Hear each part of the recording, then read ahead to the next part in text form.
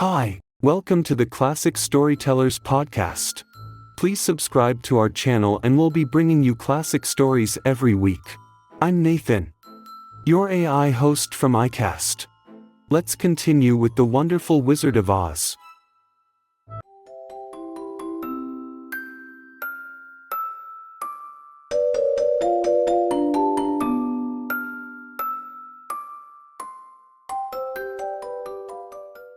Chapter 8.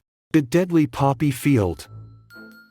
Our little party of travelers awakened the next morning refreshed and full of hope, and Dorothy breakfasted like a princess off peaches and plums from the trees beside the river.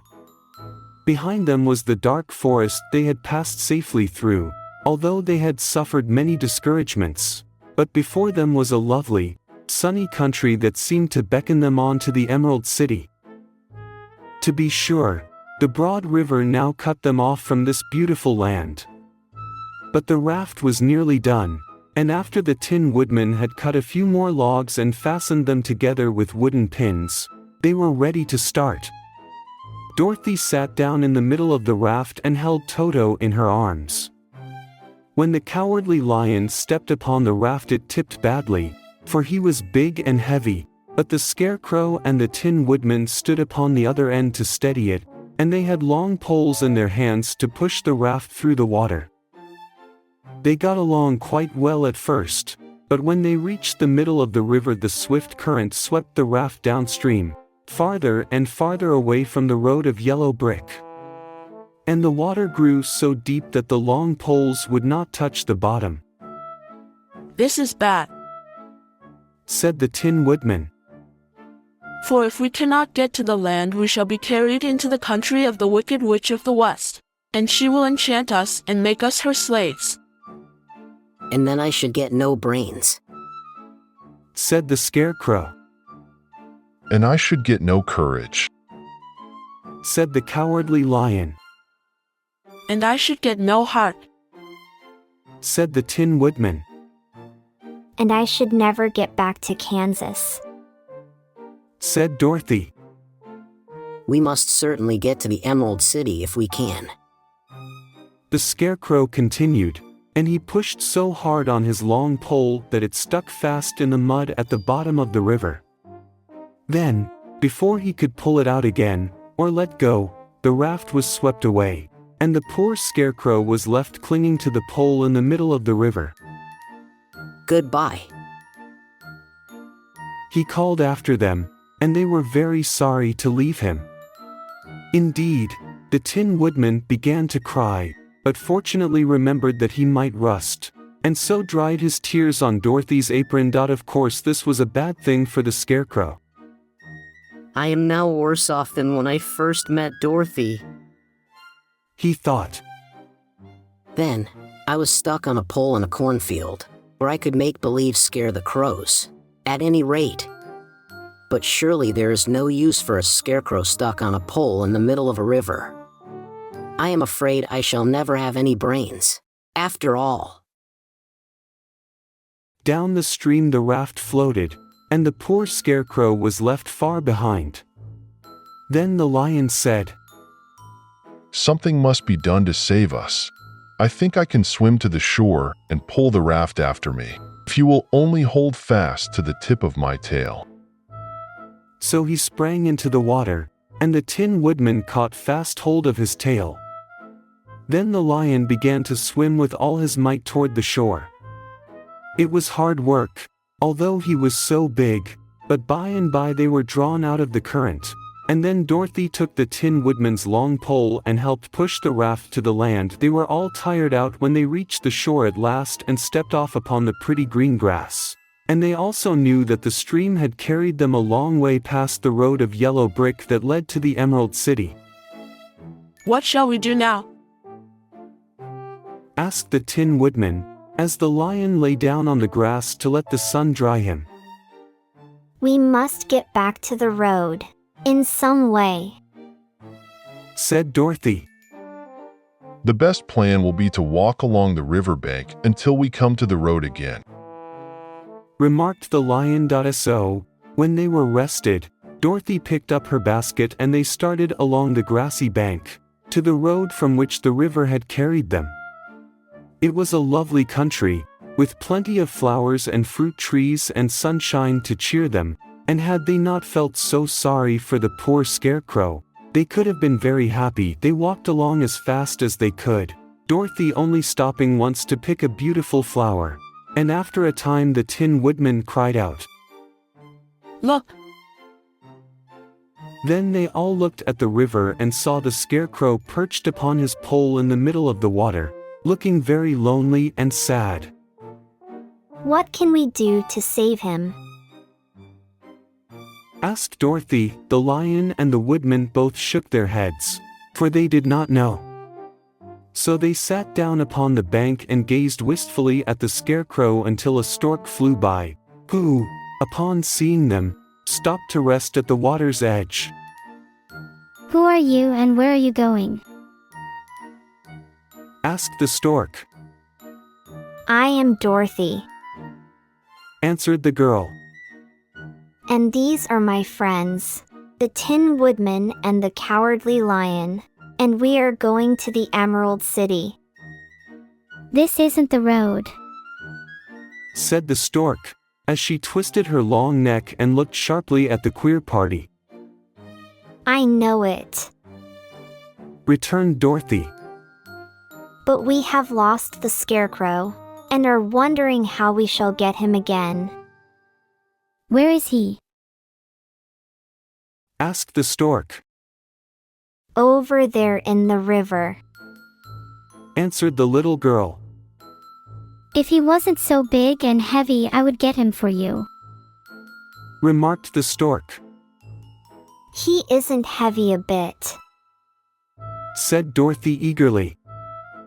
For he is stuffed with straw, and if you will bring him back to us, we shall thank you ever and ever so much. Whoa, I'll try. Said the stork. But if I find he is too heavy to carry, I shall have to drop him in the river again. So the big bird flew into the air and over the water till she came to where the Scarecrow was perched upon his pole. Then the stork with her great claws grabbed the Scarecrow by the arm and carried him up into the air and back to the bank, where Dorothy and the Lion and the Tin Woodman and Toto were sitting. When the Scarecrow found himself among his friends again, he was so happy that he hugged them all, even the Lion and Toto, and as they walked along he sang, Toldorito! At every step, he felt so gay. I was afraid I should have to stay in the river forever. He said. But the kind stork saved me, and if I ever get any brains, I shall find the stork again and do her some kindness in return. That's all right. Said the stork, who was flying along beside them. I always like to help anyone in trouble. But I must go now, for my babies are waiting in the nest for me. I hope you will find the Emerald City and that Oz will help you. Thank you.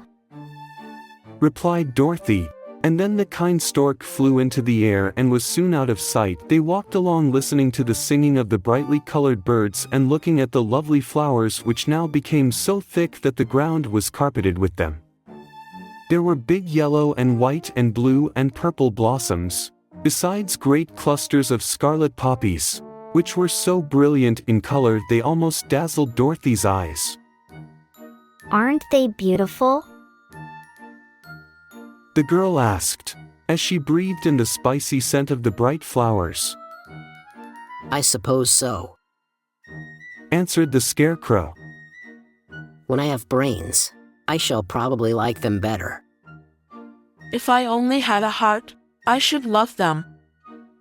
Added the Tin Woodman. I always did like flowers. Said the Lion. They seem so helpless and frail, but there are none in the forest so bright as these. They now came upon more and more of the big scarlet poppies, and fewer of the other flowers, and soon they found themselves in the midst of a great meadow of poppies. Now it is well known that when there are many of these flowers together, their odor is so powerful that anyone who breathes it falls asleep. And if the sleeper is not carried away from the scent of the flowers, he sleeps on and on forever. But Dorothy did not know this, nor could she get away from the bright red flowers that were everywhere about. So presently her eyes grew heavy and she felt she must sit down to rest and to sleep. But the Tin Woodman would not let her do this. We must hurry and get back to the road of yellow brick before dark, he said, and the Scarecrow agreed with him. So they kept walking until Dorothy could stand no longer. Her eyes closed in spite of herself and she forgot where she was and fell among the poppies, fast asleep. What shall we do? Asked the Tin Woodman. If we leave her here, she will die, said the Lion. The smell of the flowers is killing us all. I myself can scarcely keep my eyes open, and the dog is asleep already. It was true, Toto had fallen down beside his little mistress.